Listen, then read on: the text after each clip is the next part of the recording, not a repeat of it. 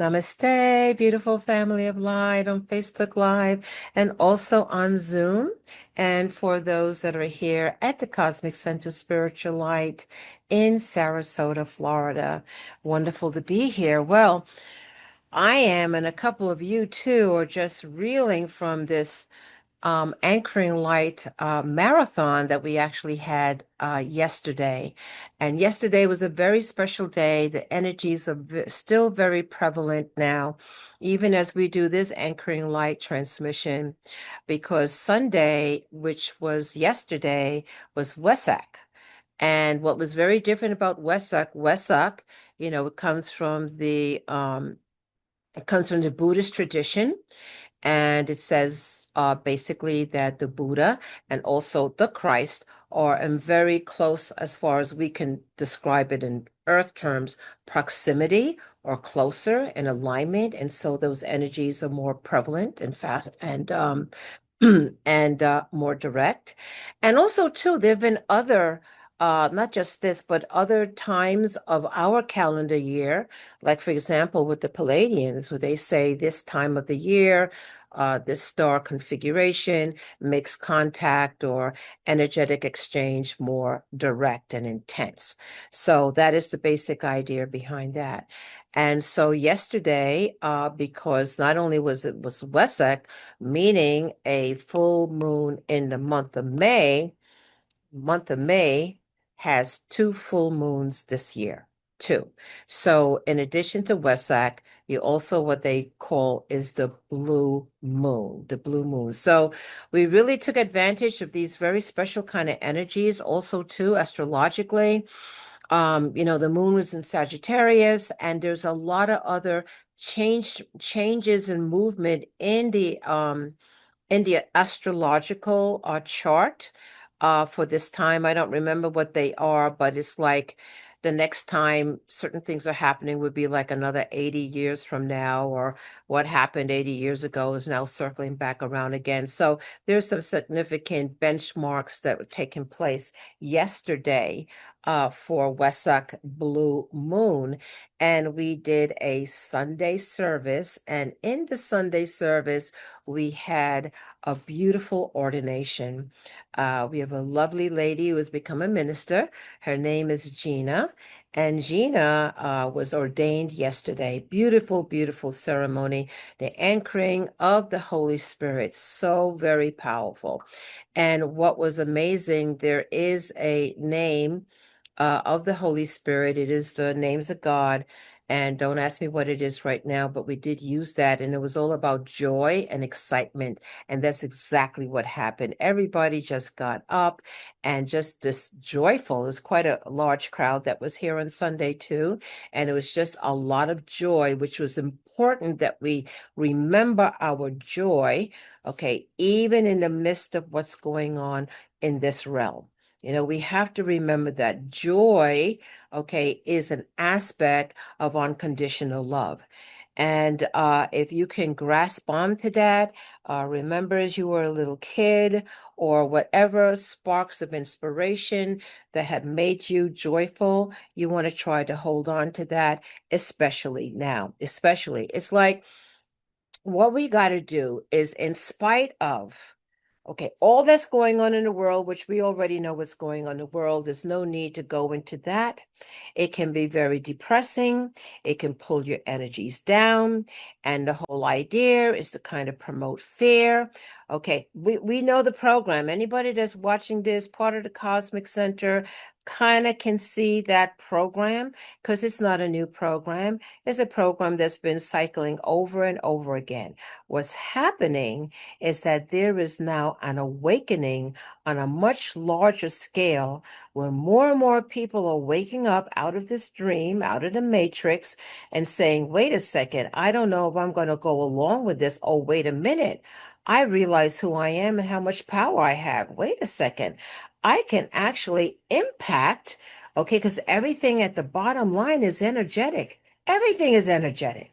Okay, and if you begin to understand that, your thoughts are so powerful and strong. I've always said if somebody says, oh, I'll be able to do that, they can. If they say I won't be able to do it, they won't. Okay, that's how strong your thoughts and intentions are. So, what if we begin to wake up and saying, I'm no longer aligning with this kind of gloom and doom and lower frequency energetic? Gee, if I can remember who I am, I can remember I have power. I can remember that I can choose light and love over fear. Okay, then what if I can find some other people who can do the same thing? And the more and more people that can do that, and what it's going to require is find the joy and the happiness, whatever that might be. You have to go ahead, and it's almost like going through a forest, okay, and finding something like, a magical lamp or something that if you can find, it's going to make you happy. So you have to go through all of this stuff and you find it. Okay. And you find the reasons to be grateful. You find the reasons to be joyful. You allow yourself permission to do the things that you love and you like. If you like to sing, sing. Okay. It doesn't matter if nobody else is singing. You sing. You do the things that's going to bring you joy and happiness. And even as you can do that, you are helping the entire collective unconscious because you're raising your energy. And that's the idea is that we have to keep our energy high in spite of the program that wants to pull it down. Mother Mary said you have to fight for the entropy. It is taking that instead of bowing down, which is the default in this world, okay, is that we have to grab, okay, those parts of ourselves that is beautiful, that is the flame, that is the love, that promotes the love, that is kindness, okay, that is justice, that is all those things that would bring a society into the Christ consciousness, the divine Maitreya. They speak of this. We can create it, but it's up to us to create it on the earth, heaven on earth. How do you start? It's overwhelming. Well, you could start with a positive time. You can limit how much you scroll, how much you watch TV, of all the stuff that's out there that is really promoting, okay, the confusion, the distortion, the promotion of fear, okay, of wars. I know it's there and we're in it. We can't close our eyes and don't pretend it doesn't exist, but we don't have to buy into it. That's what's different. You do not have to buy into it. You can say, I'm aware of what's going on. And of course, you use your discernment. You do those actions that you need to do, but you're not emotionally engaged to where it's giving you palpitations, it's causing fear in your life. Okay. You stay focused, okay, within yourself, those things that are going to raise your energy and keep you on that frequency band. Okay, whatever that is for you. Meditation is wonderful. Deep breathing is wonderful. Bring you back into center. Okay, watching joyful movies. Okay, whatever it is, dancing like nobody is watching, singing a song, going to a movie, whatever it is, being among children, supporting children, being like a little kid. Okay, these are the things, okay, that can contribute for you to keep your energy high.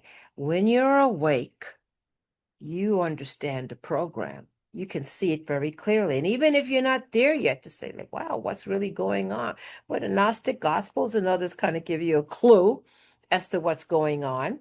And then you begin to say, this is a repeating pattern. How do we get out of this?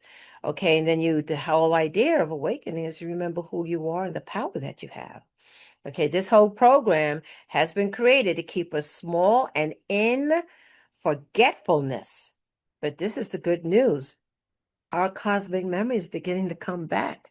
We are now awakening and remembering who we truly are. And as you can hold on to that aspect, okay, and part of who you truly are, if you can remember as little kids or whatever experience you may have had, the birth of a newborn or whatever that was to give you such comfort, making great friends and, things kind of going the way that you had hoped for and it did and you were excited about, or winning something. Okay, those little glimpses of happiness and joy. Okay, you want to hold on to those. You want to hold on to this. Yes, we have to deal with the real world and what's going out there in terms of where we are in the moment. Okay, but this that part of you that says, I understand this level, but I'm going to operate from up here. Make sure I don't get pulled down. Okay, into fear and depression and anxiety and all of those things.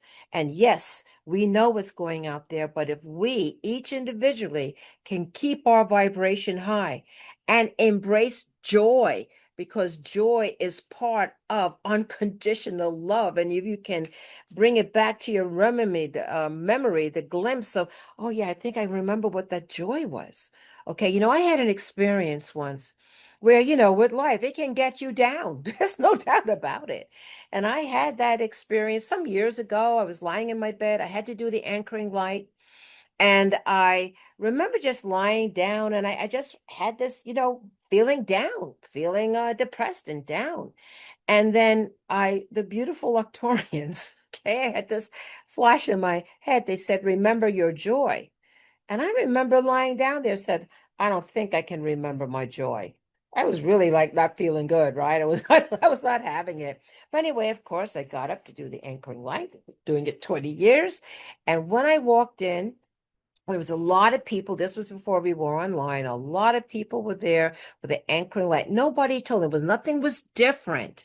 But when I walked in, they just had the idea. I think somebody had one of those little things that has the confetti thing. They said, surprise! Like, no reason to do it. There was nothing different. But it was our beautiful family of light and what can bring you joy. And what brought a lot of joy in the marathon we did yesterday with the anchoring light was that we have these amazing sentient beings, our family of light that love us so much. Oh my gosh, the love we experienced yesterday was just mind blowing. So even if that says that gives me some sense of joy. Okay, we have to hold on to our joy. We cannot allow it to be stamped out. Okay, we have to now bring into the forefront, push this other stuff aside and say, what is bringing me joy?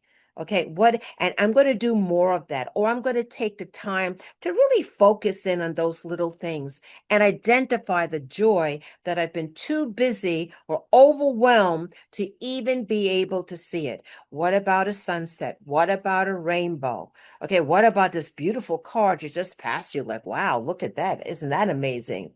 Okay, whatever that is, that's going to give you joy. For me, I've been going to the movie Michael a couple of times, 4 times. That gives me a lot of joy. I'm probably going to go again, but I've been in a joyful, a joyful dynamic for the past couple of weeks. I have some friends that are visiting, old friends, new friends, childhood friends, and that has really brought up joy, not just for myself, for all the group.